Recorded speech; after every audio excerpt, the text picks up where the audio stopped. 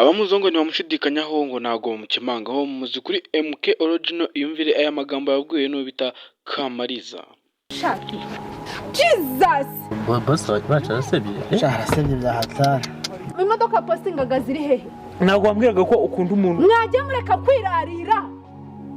Bose ntabwo wambwiraga ko ukunda umuntu nta kintu ugendeyeho. Wigira ikintu na kimwe uvuga. Nta mukire guseba boss yasebye ndagasa. Wirirwaga upostinga wambaye neza amakositimu amasaha ahenze. Wiyogoshesheje inzobe mbona ari yose none nuko ukuntu usa. Cyakoze mara. Cyakoze imbuga ni fake pe. Ako se tikikuzana wayikuye hehe? Usiko nta samugira. Reba ukuntu usa. Jesus, nuko ngukusa. Wowe ugatereta umukobwa nkanje. Usiko nta n'ubwenge mugira. Si boss wambwira umukobwa ni uhombye. Uzi yaza kumenya boss. cyane amafaranga ufite. MK wowe ushaka kuba wari igitiriye izindi. Nawe mbabarira. Rina ndana kwiyamye nawe.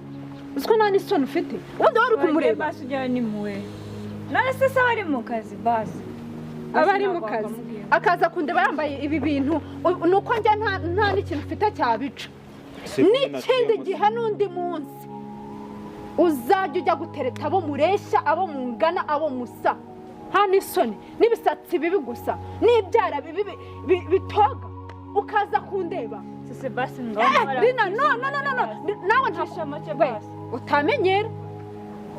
Utamenyera utivanga mu buzima bwanjye. Sikamari ntabwo wambwiye ko wankunda nta n'ikintu ufite. Urabona igihe nagutayeho. Umwaka wose ducatinga. Umwaka wose unyoherereza amafoto. Umwaka wose untera igihe. Umwaka wose mande yanjye. Umwaka usiko ndi kubura n'ukuntu mbivuga. Ndi kubura n'uko mbitekereza.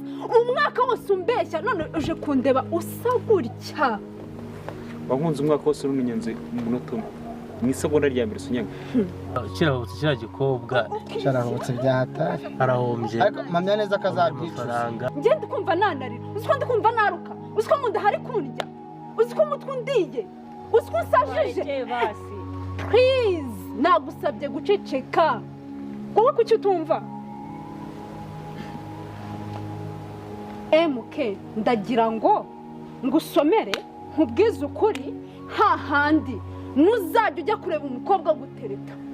Uzajya ujya iyo pfo mu cyaro hahandi borora ingurube. Hano turi mu mujyi. Nizeye ko utazabyicuza. Njyewe nicuza umuntu nkawe usa gutya. Uzi igihe njyewe uzabatepe nakatiye.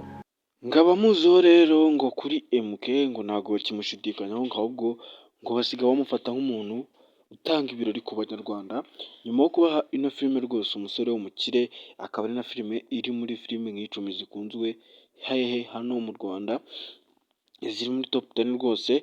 Rero ntago mwe mumerutse kandi muranyihanganira murabizi ko muri no minsi nagize ikibazo cyo kubura umwanya wo kubaha ibiganiro.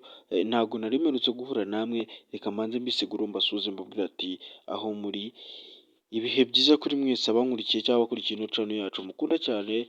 Reka tubane nanone muri no filime rero aho igeze isohoka maze iminsi na mwana mfite ahubwo noneho no munsi rimwe muragenda muma icyo bita ibitekerezo muri comment mumbwira uko mubibona kuri ino filime yacu dukunda turi benshi cyane. Umusore w'umukire aho igeze ubu ngubu ntago nakubwira ngo imeze gutya. Reka rero ndakeka wabonye filime amagambo Kaminuza yibwiriye MK nuko filime yatangiye rwose kugeza hano rero mukanje kwakorera ikiganiro cya filime igeze isohoka. Reka mbabwira ati dusubire mu kanya duhure mu video zirataha. Ibihe byiza.